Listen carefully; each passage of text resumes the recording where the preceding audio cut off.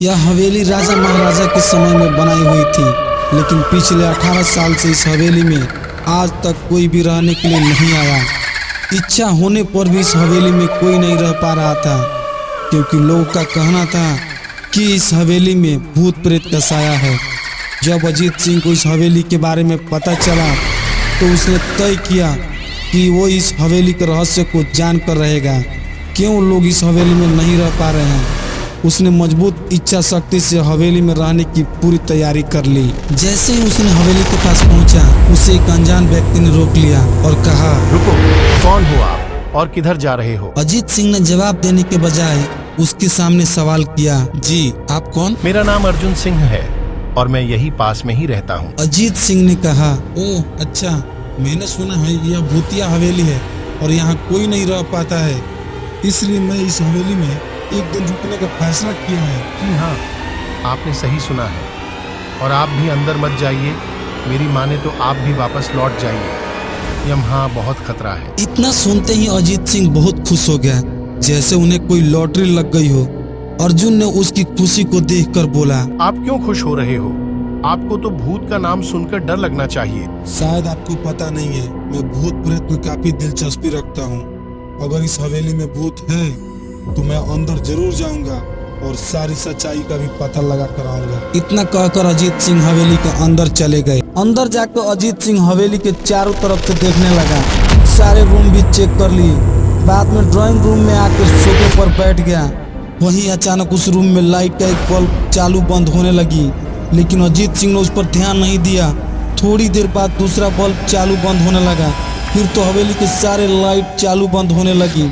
यह सब देखकर अजीत सिंह अपने जगह पर खड़ा हो गया और संपूर्ण सचेत हो गया। अचानक उसके सामने एक छोटा टेबल हवा में उड़ने लगा, करीबन 6 फुट हवा में जाके गोल गोल घूमने लगा और उसके बाद अजीत सिंह की ओर तेजी से आने लगा। अजीत सिंह ने तुरंत ही अपनी जगह बदल दी और दूसरे ओर चला गया और वो टेबल वहीं जाके गिरा जहां अजीत सिंह खड़ा था। अजीत सिंह कुछ समझ पाता उतने में सोफा उसकी ओर आने लगी।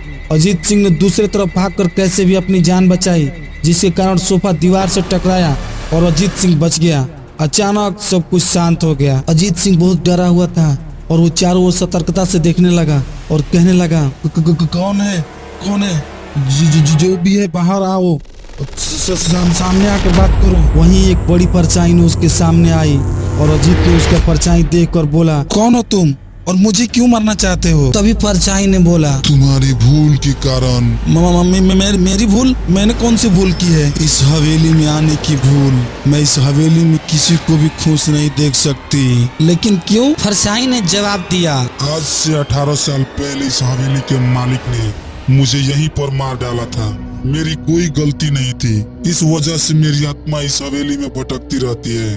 मैं किसी को भी इस हवेली में नहीं रहने दूंगी, क्योंकि इस हवेली में मेरा खून हुआ था।